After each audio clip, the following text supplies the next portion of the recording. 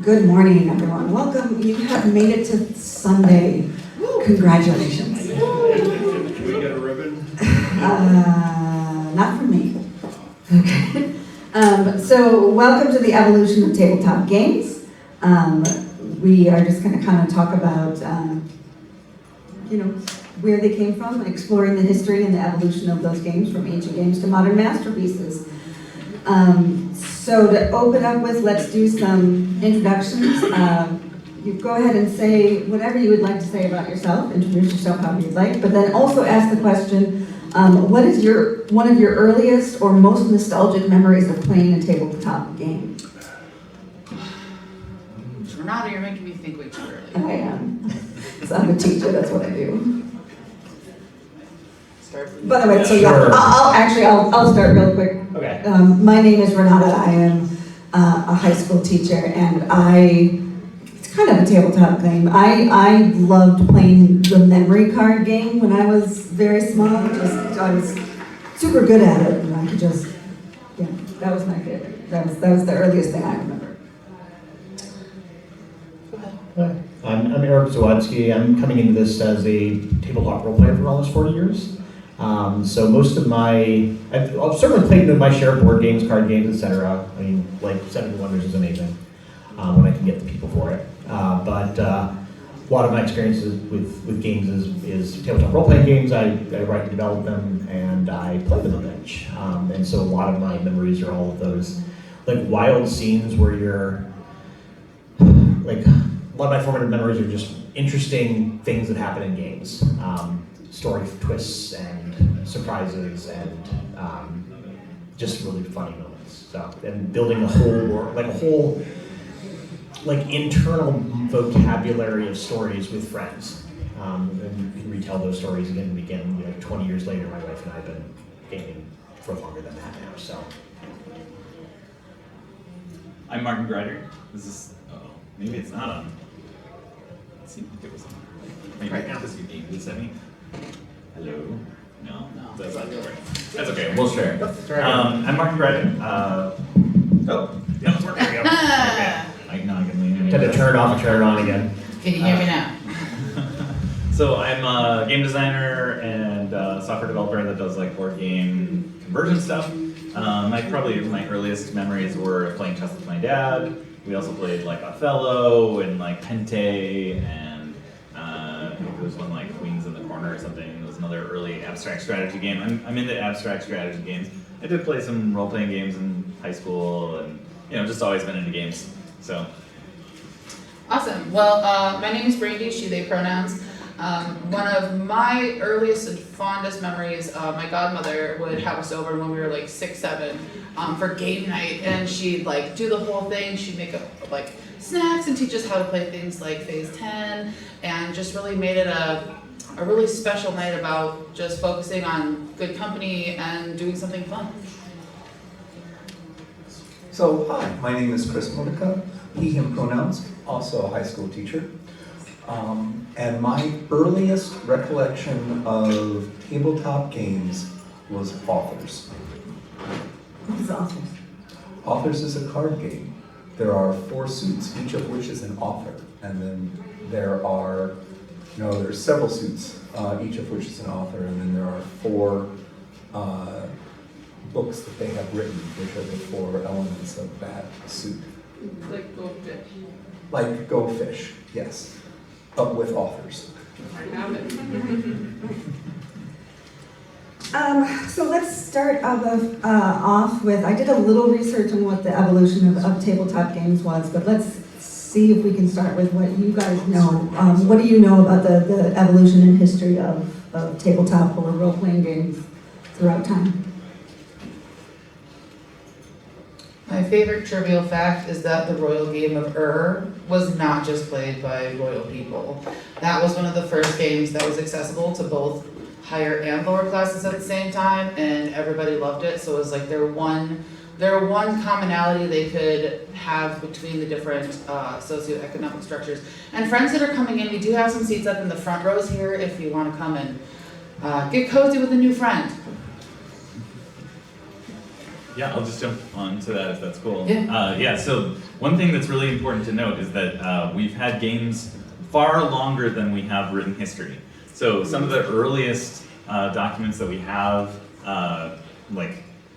documents meaning stone tablets and stuff depict games. And that's pretty, that's an important fact, right? Like that's an interesting thing. And then I'll say another thing about that's interesting is, some of those earliest games that we know about. Is arguably the earliest game that we have rules for.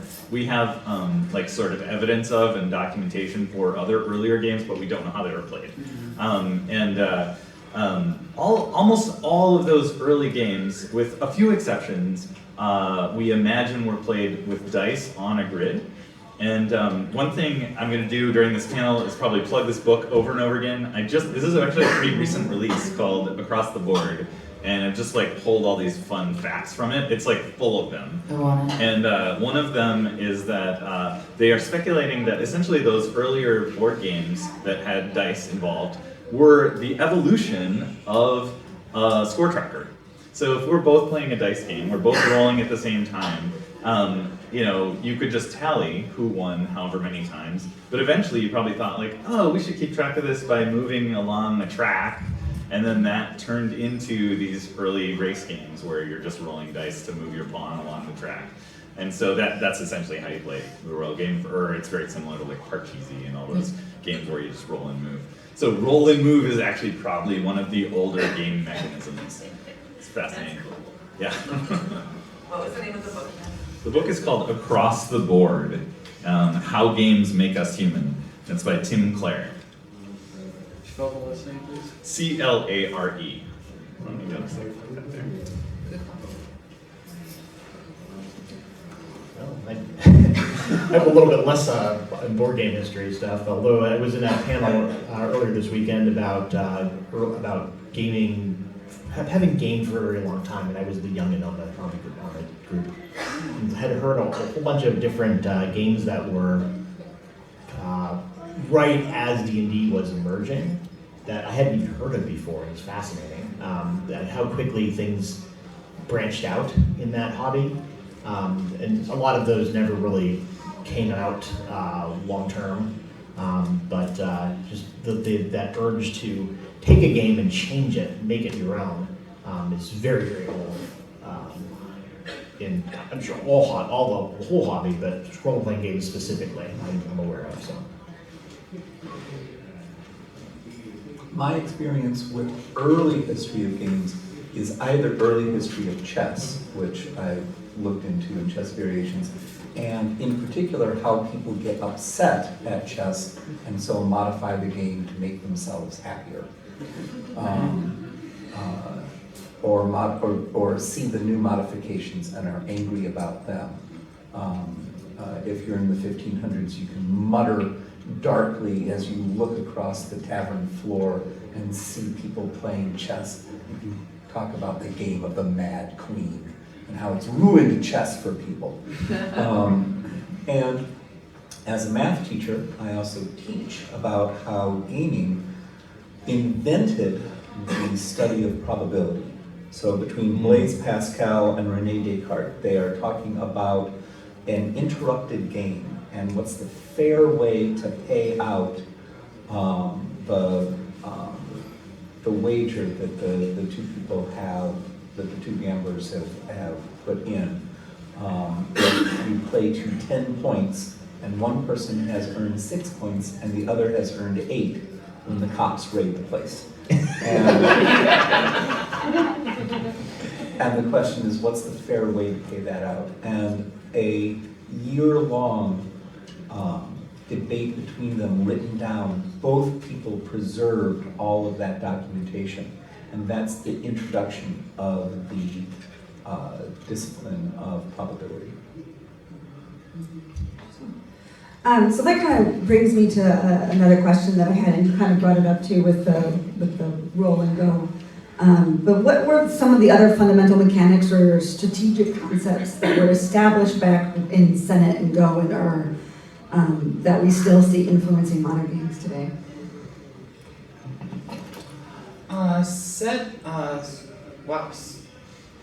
Come back to me. Well, I think, it's interesting that we do see like all of those mechanics like still in games now, and that those are games. Oh, I shouldn't say Senate. That's maybe the one that like we don't see played a lot. But Go has kind of really stood the test of time, right? Like it's a game that's still played, and probably pretty similarly to how it was played 4,000 years ago, right? So people have talked about Go as like, if there are alien civilizations, they probably play Go, right? They probably don't play chess, or they might play something like chess, but it's not going to be exactly like chess. But they probably play Go pretty similarly to how we play Go. It's just such a like seemingly fundamental game in terms of mechanics. I don't know if that's true. I mean, how could you know? But that's a fun idea. Yeah, I was also going to mention Senate until my brain decided that we were going to forget that word. But that is one of the, I think, earliest examples of a pick up and deliver game. In that game, you're picking up another piece and trying to bring it to the other side of the board, and we see that all the time here, and even now in modern gaming. So. I was thinking about those games in terms of what the general rules are, and it occurred to me that one of the evolutions in games is to find assumed rules in all of these games and then break them. So one of the rules in these games is turn taking. So if there's 2 people, you alternate. If there's 4 people around a table, and I don't know what the first non-2-player game is. But if there's 4 people, you generally go around the table. But in the last 20, 30 years, we have a bunch of games that explicitly break that rule. In Kill Dr. Lucky, if you land on somebody, you activate them. The same company has put out games where everybody is going simultaneously, and there's no turn taking at all. So I think one of the elements of gaming is to look at old games, see what they presume, and see if those presumptions are safe to break. Even very old games, you have lose your turn mechanic, which is sort of a predecessor to that.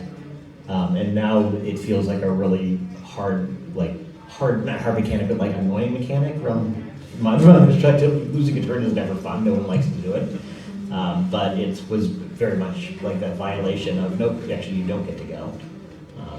So that's interesting thing to point out.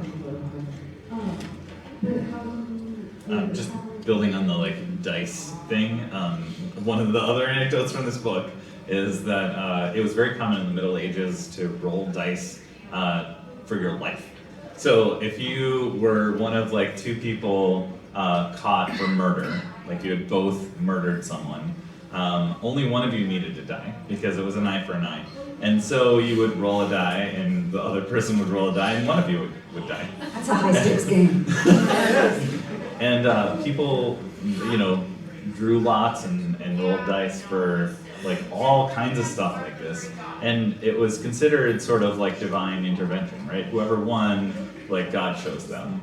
And so there have been several times throughout history where dice were banned by the church because you were essentially like playing God, right? And so it's just kind of an interesting thing that happened in the past.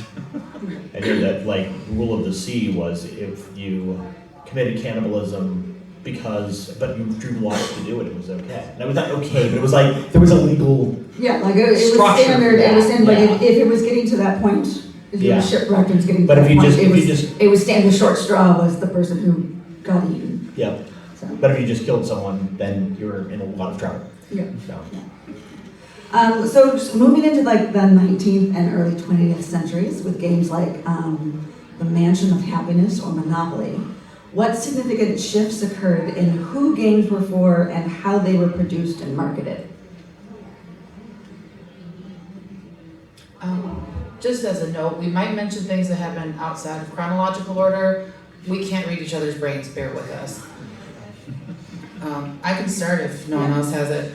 I recently went back to school to finish my college degree, and I used gaming as, if I ever had a research paper I needed to do, I used gaming in any kind of capacity. So I looked at gaming in like 7 different ways. And one of the most interesting things that I kept coming up with was after the fallout of World War II, excuse me, Germany adapted a very pacifistic kind of approach to what they were going to do from now on.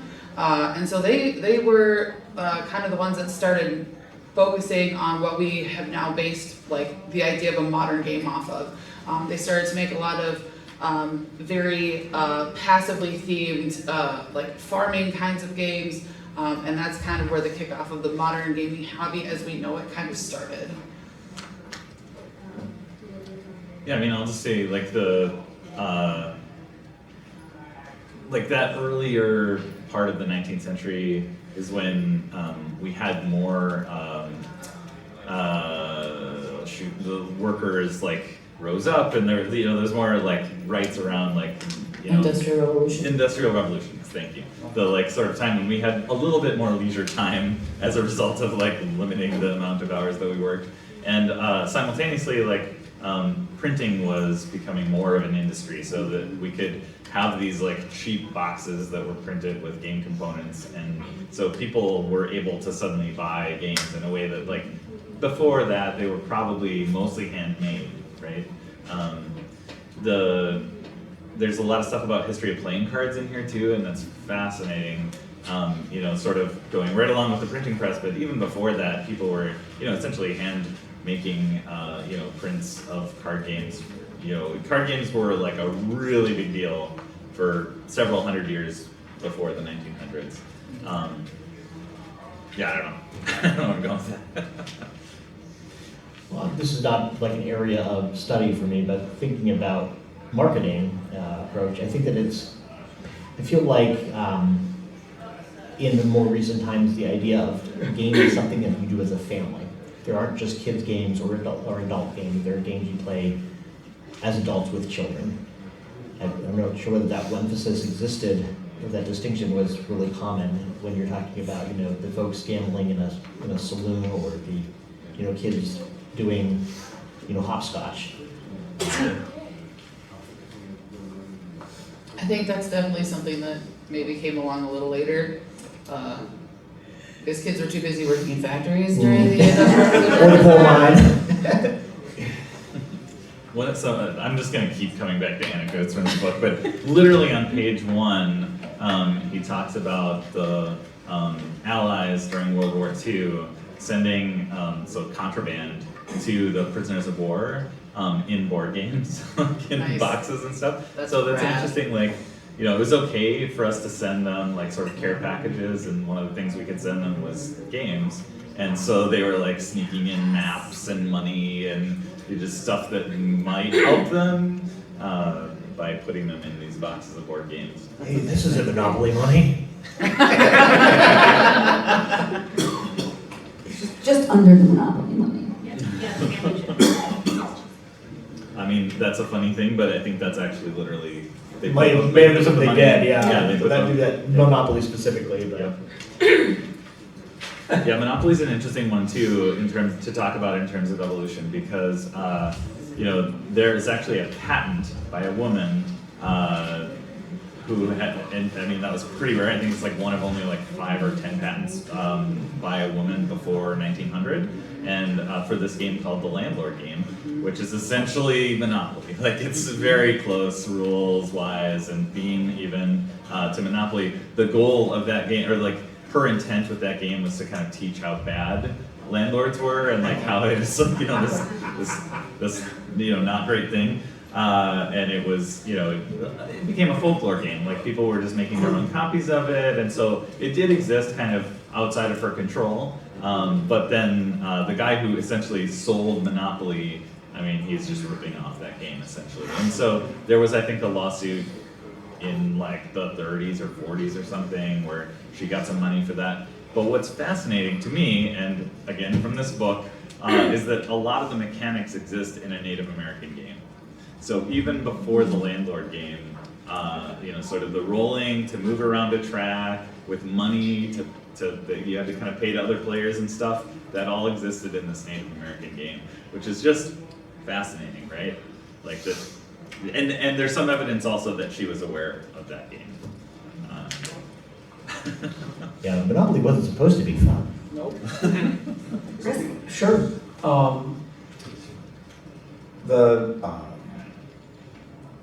What struck me about games as they developed in the 20th century was how the rules adapted a context to tell a story in ways that the games didn't have previously. So when you talk about Monopoly, if you divorce Monopoly from its setting, if you talk about you just get points, and one of the ways that you get points is that you can land on spaces that other people have to pay points, and you can build up the number of points they give you by arbitrarily putting stones on your square, and you can sacrifice some of those stones to get half of that price, half of those points back. All of the rules are really, really complicated and opaque. But once you put the idea of properties and hotels and rent into it, the game makes more sense in that context. And chess doesn't have a lot of context for how this castle is moving around. Well, you can't move castles diagonally. What are you, crazy? Usually you can't move them, period. See, yeah.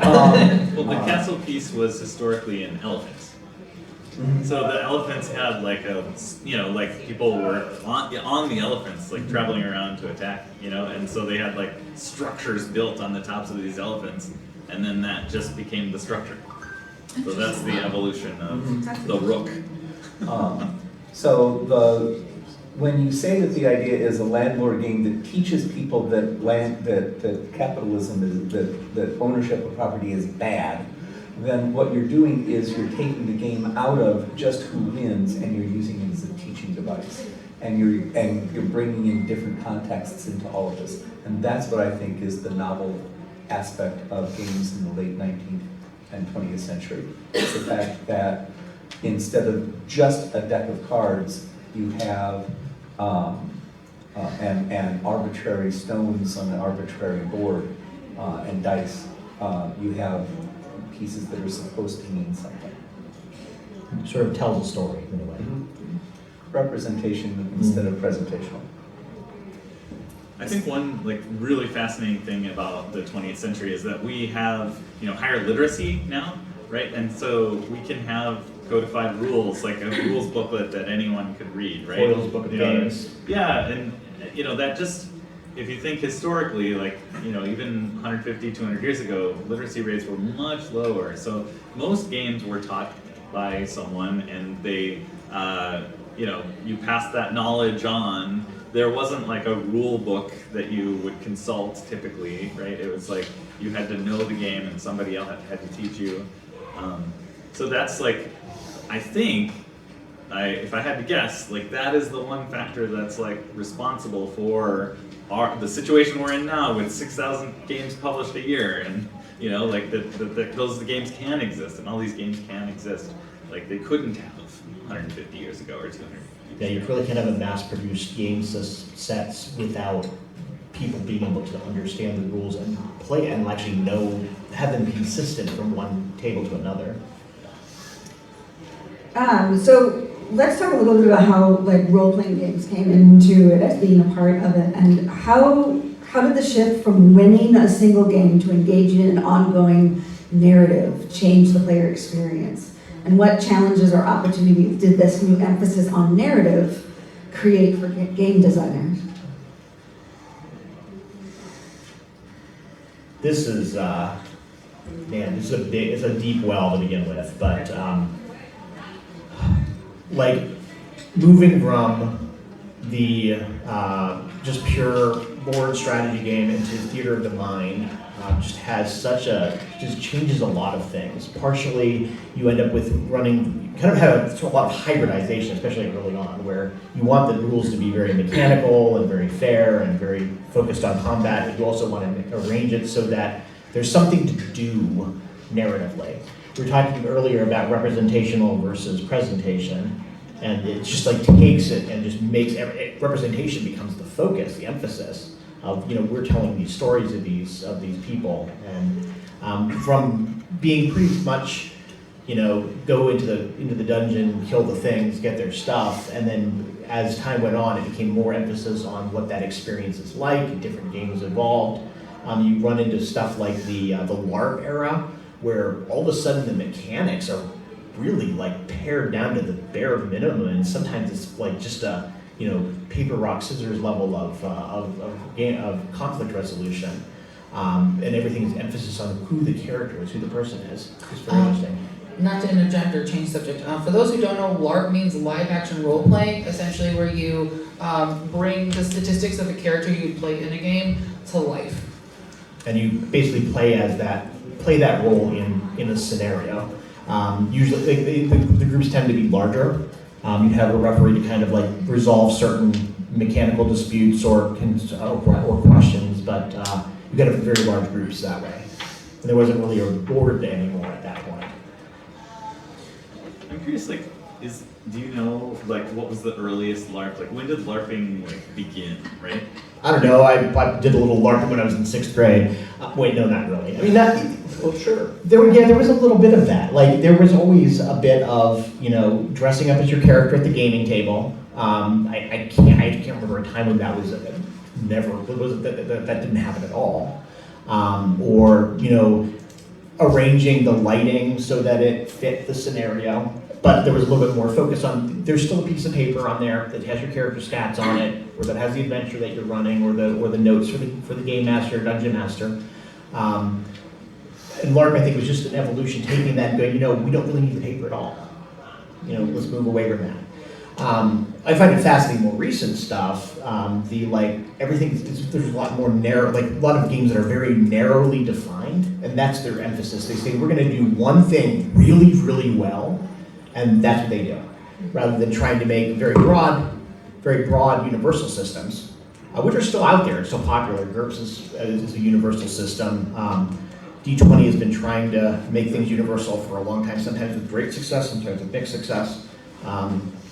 But there's a lot of experimentation, a lot of new ideas, and remastering old ideas. Okay, I've got a couple points. I think your mic is actually dead. So No. Okay, it's fine. We'll figure out. So first thing is that I did bring in a book on this topic as well. It's called Monsters, Aliens, and Holes in the Ground, a guide to tabletop role-playing games from D&D to Mothership. And so this really is like a historical, and it's got lots of pictures and stuff, and I have not cracked it yet, so I can't really talk about this I at can all. only have lived it.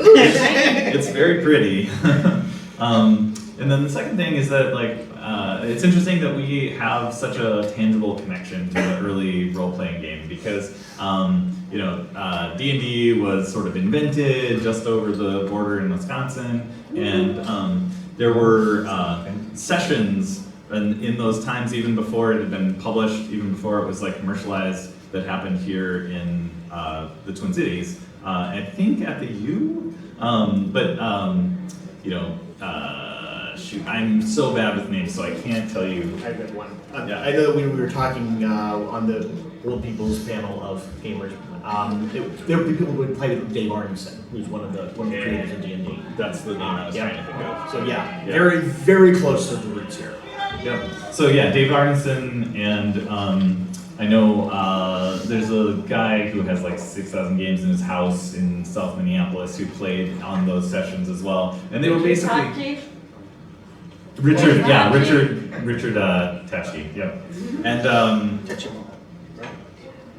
I don't know if I'm pronouncing his last name correctly. and there's actually some fun YouTube videos you can find of him reminiscing about that time. And they were still figuring out what the rules were and how they were gonna represent combat and stuff with dice. And what's interesting to me is that they were doing their own house rules basically every session. They decided, this time we'll do combat with D6, or we'll figure out our stats in different ways, or we'll have different stats even. They were definitely trying to figure out what was fun in those early days. And so it feels like that was the time when evolution was happening really fast in our every session they were like figuring stuff out. And so that was like, 70s, I think.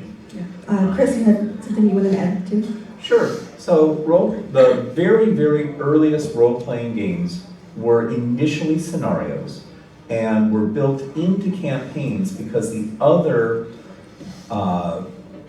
predecessor to role-playing games was war games. And war games are heavily campaign. So you run a battle, you see who wins that battle, and that affects how the rest of the campaign goes. I don't know if you've ever seen any of the early Avalon Hill games where the map is intended to be put up on a wall because it's going to take you 6 months to play that game. These days, that comes into legacy games. So that I think Risk Legacy was the first of them, where people understood that you play Risk once every 6 months, maybe. And so they Because it takes 6 months to play. but that itch is scratched, and you're not going to need it for another 6 months. So they came up with the idea of 10 games of Risk that you would play, and after each game, you would modify the board depending upon the results. So you would introduce new technologies, you would change where boundaries were, and you would change the board in ways that depended upon the previous game's winner. And then Pandemic did a legacy series. Yeah. Yep. And so, we were talking about how role-playing games extended the idea of an extended game. I think that the extended game impacted role-playing games. I think it went that way, and then also has moved into the idea of legacy because you're playing a role in that legacy campaign. There's also, you can buy games like the Zombicide game that have, good Lord, I have one game that takes up 2.5 shelves on my bookshelves because there are so many supplements and you were supposed to play them in order. And they're, yeah, and so and so at the end, one, you have a very thorough, satisfying conclusion to a campaign, and two, you are thoroughly sick of that game. Couple things. I own almost every Zombicide thing that is ever put out. It is my favorite. That is just a campaign game. It is not the same as a legacy game. The niche novel thing about a legacy game is that pieces are altered, destroyed, or no longer included in the game as you go on. A campaign game is a game that it provides you with all the pieces you'll need as you go through the story in succession, but everything is completely resettable at the end, and you have the exact same game that you started with when you end.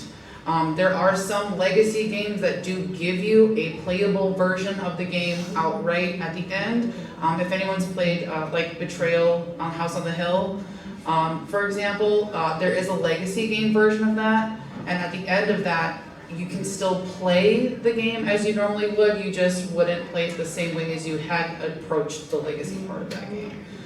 And yes, Zombicide is awesome. And and role-playing games are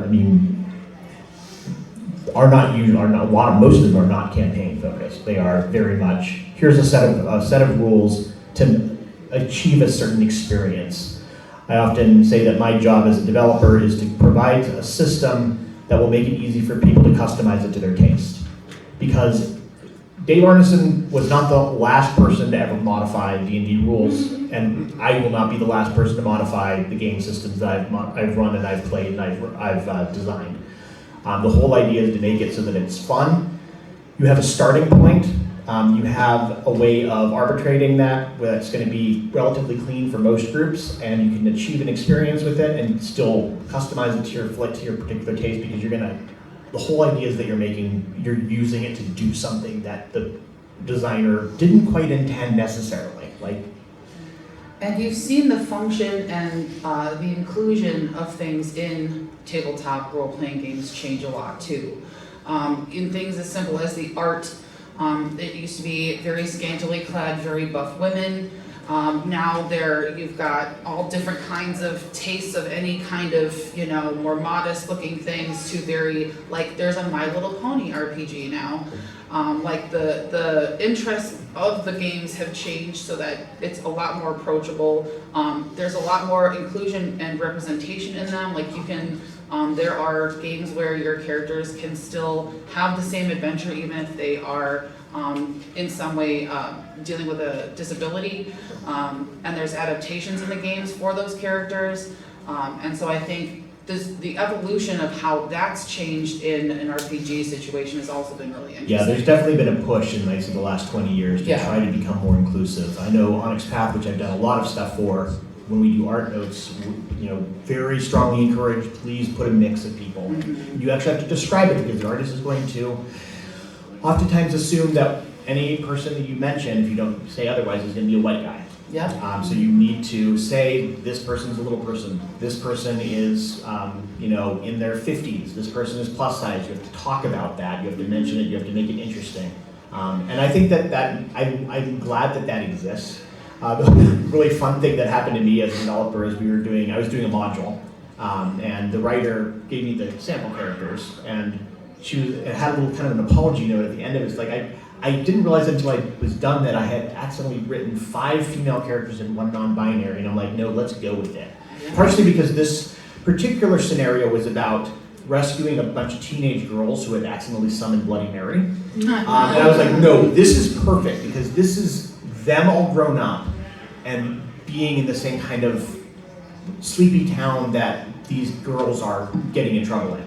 And getting in doing the same kind of dumb things. And I was like, this is perfect. And also, I spent most of my life where it was like 5 guys and like the healer girl, and that's it.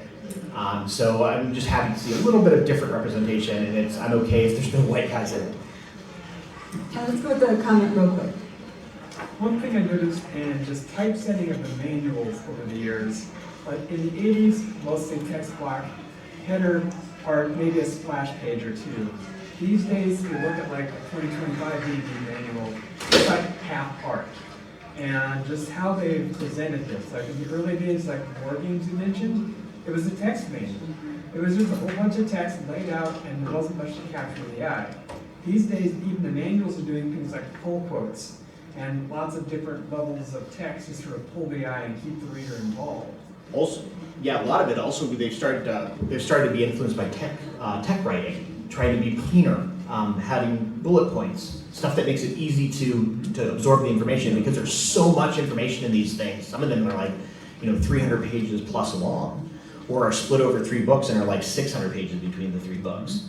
And so you need to make it so that it's actually grokkable, readable, and art helps. And text formatted in a way that makes it easy to reference and easy to read is a huge benefit. I think the inclusion of as much art as we've seen in some of these books also helps with a sense of immersion with the game, and does maybe give some context that you could find familiar no matter where you were in the game. And I think that's really helpful too. Sorry. We got to the part where Eric knows a bunch of stuff. I think we're talking about, and I want to go back just like a few minutes to another point when we were talking about legacy games. So there's actually 2 things that we're talking about here that are both like a natural consequence of how we have so many games now. So the first is the legacy game thing. I think the idea that you would only play a game like once or twice is a pretty recent phenomenon, right? Like historically. And so now we're at the point where this game is disposable, right? Like you play it a certain number of times and at the end you've destroyed it and no one else can play it again. And that is not a phenomenon that existed before this concept of legacy games. And I think the other one is, just the fact that there are so many role-playing games now allows us to have that inclusion, that long tail, the idea that, we can have a game that is just for you, whoever you are. And I think that's a great thing as a game designer. But I think it's a consequence of the fact that we can have so many games now. Switching back to tabletop games for a little while. We see the Eurogame influence and the modern diversification in types of games And I was wondering, how did mechanics like worker placement and resource management gain prominence? And what kind of player engagement do they foster in games like Catan or Carcassonne? Yeah, I'll just say that you see these trends of like, oh, there's a really popular game that had this mechanic, and then like 3 years later, you see a lot of games that have that mechanic because all those designers were influenced by that, but also the publishers said, ooh, that's popular, let's see if we can get on that bandwagon, right? So we do have this interesting like kind of, it's like an evolutionary path kind of that's happening with mechanics specifically in board games. And it's weird because it's such a slow moving thing. It takes 1 to 3 years essentially before a game can be manufactured and put into production. Whereas the designer might have had that idea the second they played that game. They're like, oh, but I wish it worked this way. And then it took, another year or 3 before that mechanic got in another game. I think we see that with a lot of sort of modern mechanics. The drafting, I think Seven Wonders was mentioned earlier, and now we have Sushi Go, and we have all these, Deck building in general. Well, I think there's probably hundreds of games now that have that sort of drafting as a core component, right?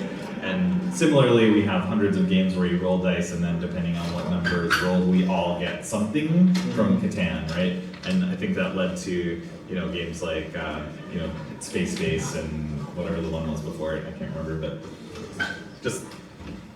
I think one of those modern ones that we've seen a big trend in that we really didn't see ever before was the roll and write game, where it's essentially a puzzle focused game, usually on a sheet of paper that each player has one of those, but they all generally work on, well, sometimes they work on one shared bit of resources. I'm thinking Welcome To, where everyone picks a combination of actions from cards that are flipped over.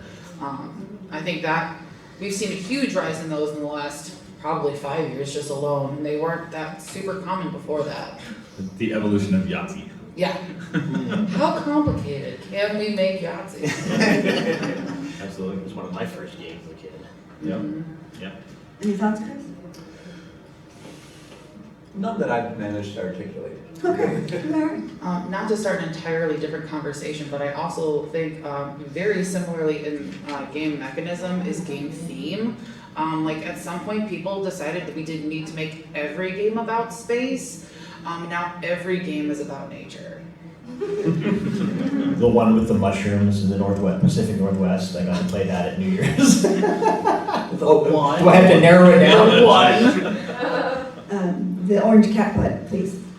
So speaking on mechanics that have been relatively recently introduced, I was wondering if you had any knowledge or insight into the rise of asymmetric board games, because in prehistory we had the roll and move games or Go, which are symmetric, but nowadays you've got things like Root where everyone's playing it with a completely different set of rules. So do you have any insight into where that came from?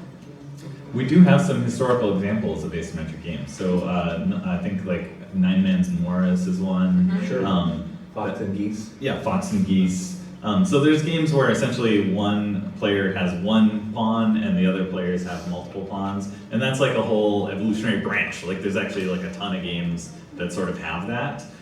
So I don't think it's a modern contrivance necessarily, but I do think it is a modern trend for sure. I don't see Patrick in this room, but I think he can take a lot of credit for that. So I don't think he, had I think his first game was Vast, as leader games. And that was not his original design, but he modified the hell out of it. It took someone else's design and took it into his own. And then almost every game they put out has that mechanic, and they've all been so popular, and there's a ton of copycats and not copycats, but people that have been inspired by those games and that are now making those heavily asymmetric games. I think it's awesome. like even predecessor to the full asymmetry, you had games where you would get a roll of some kind at the beginning of the game or during the game, and that would change what game you were playing. It's pretty significant, right? Yeah, and I think the reason why we didn't see very many of them until the last maybe 15 years is just because I feel like games have just evolved to become more complex because people are willing to put in the work to play them. So when it can already be difficult enough teaching one game with one rule set to every player. But when you're playing a game like Root or Vast, it's a different rule set for every single player. Like the factions play so differently that it's hard for one person to be in charge of all of the rules. And I think we needed to wait for the hobby to get to a point where that was a thing, like an endeavor worthwhile to really try to expand on. I wonder whether there's Yeah, a little bit of Chris, that's interaction something to with. say. I'm sorry. Hear from Chris quick. Oh, sorry. My thought for asymmetric games is probably Ogre from Steve Jackson Games, where one person plays a gigantic cyber tank and everybody else is trying to take it down. Along those lines, you also have games where you don't necessarily have different abilities, but you have different goals. So you can be playing different games not because you can do things other people can't, but because you're trying to get as many trees and mountains as possible, and other people are trying to get other goals. I was wondering how much there was a feedback of interaction between the way we do video games and that asymmetry, because video games make that a little easier, and then people are like, wow, I like that experience of having the Protoss and the Zerg and the Terrans. How can I translate that to a board game? And also still make it so that it isn't so cumbersome that you can't play it. So I think it becomes a game design challenge. I know that those are fun as a designer. So I like to talk about how games are an art, and that means that there's no you can't sort of judge this game is definitely fundamentally better than this other game, right? Like that's not a thing. And everybody has their own preferences also for art, and so they come at it with their whole lived experience. But it's interesting that you can boil it down to really young children still play, and so we all have this desire to play, even as adults. We just might not call it that, right? And so yeah, there's this huge spectrum of experiences that essentially come out of that, and it's impossible to talk about the evolution of tabletop games without also talking about video games as a thing that happened, which is also impossible to talk about without talking about the history of computing, which is impossible to talk about without the history of I don't know. It's part of history. Yeah. It's part of history. It Right. is like talking about the role of women or the role of technology in warfare, and it's all connected. And if anyone has any sort of interest in that kind of thing, not only do colleges and universities offer it as minors and majors now, going over things like game theory, there's also entire textbooks about it that'll come at it from social aspects, from probability and statistical aspects. There's lots of reading out there, so definitely check your local library. You can learn all about it. But I would also say that it's still a very young science, right? Yeah. We don't really the books on game design are in their infancy, Yeah. right? I think the idea of game design, thinking about how do you make a game good, or how do you make it appeal, is really only a thing that has existed as a discipline that we might study less than 50 years probably, or maybe about 50 years. So then, with that kind of idea, what other emerging trends or innovations do you see shaping the future of tabletop games? So digital integration, AI, VR, sustainability. Where do you think it's going from here? Chris, do you want to start? Sure. My thought about recent and moving forward innovation actually started about 30 years ago with the invention of Magic the Gathering. That fundamentally changed. Peter Atkinson had as his goal to change the culture of gaming, which at that point had been something that kids had done and to move it into something more mainstream. And so I think what's going to happen as Magic players mature is I think that you're going to have intergenerational games and gaming culture. I think you're going to end up with, in another 20 years, you're going to end up with a bunch of old people playing Magic the Gathering in their retirement homes.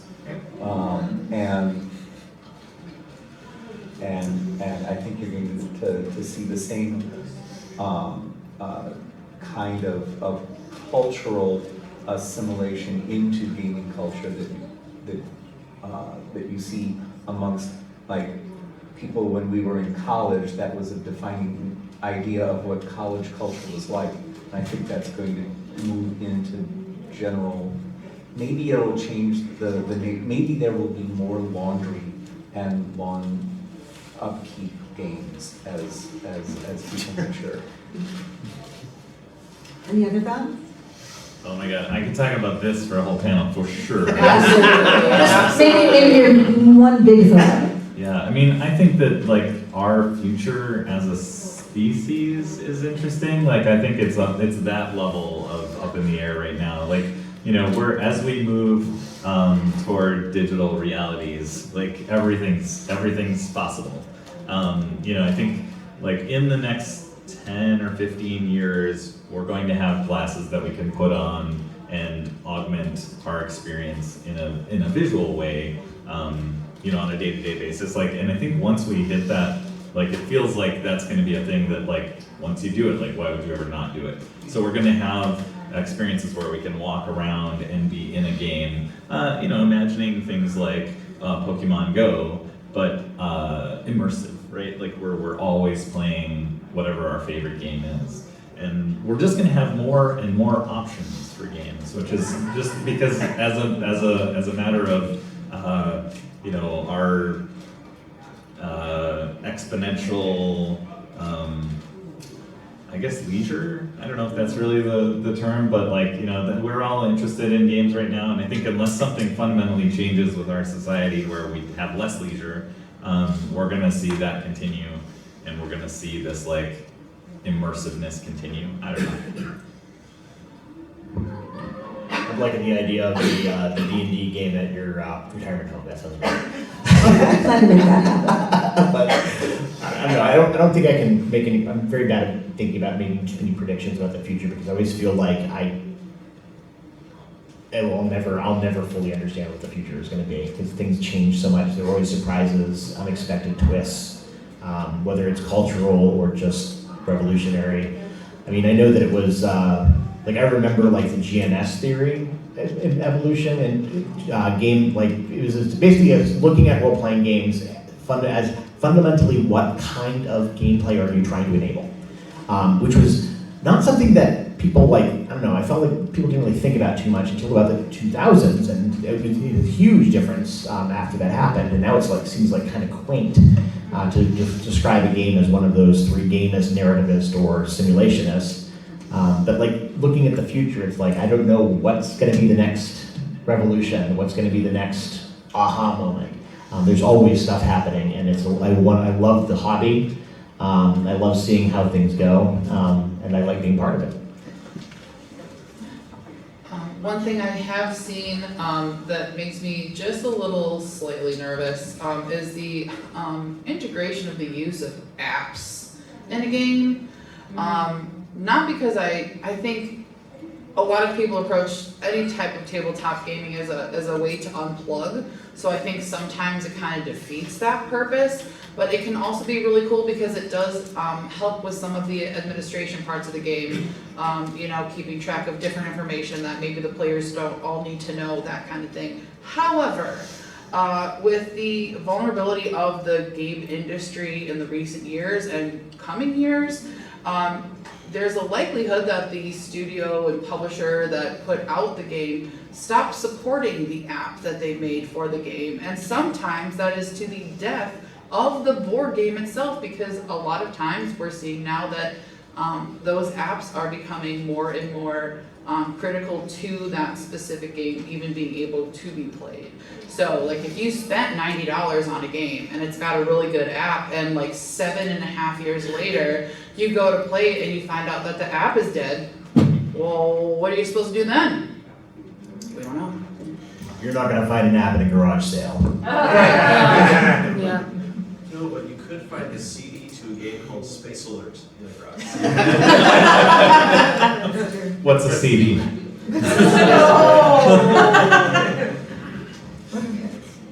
I just want to make a comment about retirement homes. So I've experienced, I'm old, and I've experienced my friends developing dementia. And that when they play games, board games, they know the rules, and it's really, it gives them kind of a relief from confusion, if that makes any sense. It's like they know the rules, they know how to play, they have fun. So it'll be interesting to see how gaming affects, or can be used as therapies for us as we develop dementia. Absolutely. I actually worked on a game for dementia patients. It was I forget. There's a grant program that the government puts out, and like all the different departments have to fund certain projects or whatever. Anyway, it's part of a grant-funded project. And so, yeah, there is evidence that reminiscing, just thinking back about the past or doing something that's already familiar to you does help with dementia and sort of those long-term memory issues. The game that I worked on was essentially just like trivia.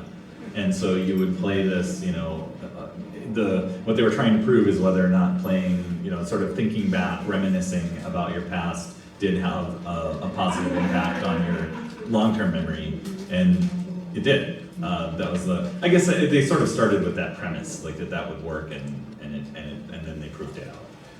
And just real quick to piggyback off of that, Yeah. I also know 2 therapists that use D&D in their therapeutic works. So it's definitely very multifaceted and useful in many ways. Green circle. I just kind of wanted to piggyback off of what she was saying. So I spent about 10 years working professionally with people with Alzheimer's and dementia, and it is definitely fascinating how you can watch your residents be completely confused, but then you set a deck of cards or a cribbage board on the table, and it's like instantaneous, they know what they're doing. So I feel like maybe we should do more research into like kind of understanding why they still understand those rules despite having limited grip on reality at that point.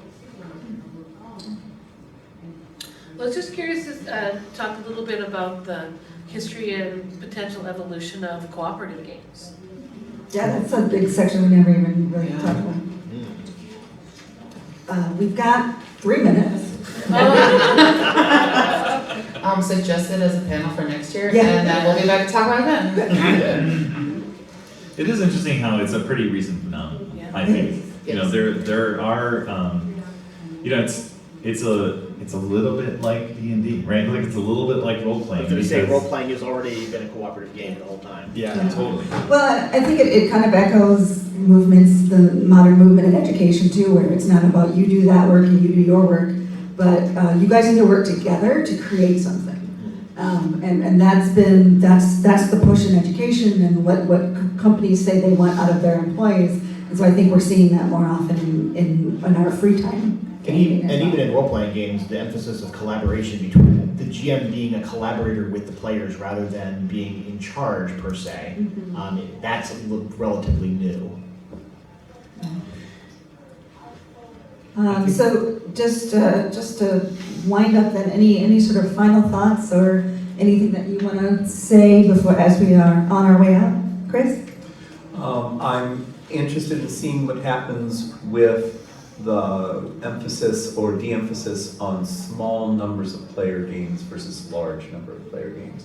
I'm expecting that as time goes on, COVID gave us an opportunity to have a whole lot of 2-player games because a lot of gaming groups fell apart, and I'm interested in seeing what happens with that. And solo games too. Like we saw an explosion of solo games in the last 5 years, and I think that's definitely the result. Yeah, it'll be interesting to see if like that tapers off, or if it just is continued to explode like all the games. My final thought is if you would like to explore new games or support local game businesses, I would recommend checking out the 4th floor here in the Hyatt. That's where our gaming department is. And also down in the dealer's room, we have a few local game shops and local game companies that are here to talk about all of their goodies. Yeah, I don't have any final thoughts really.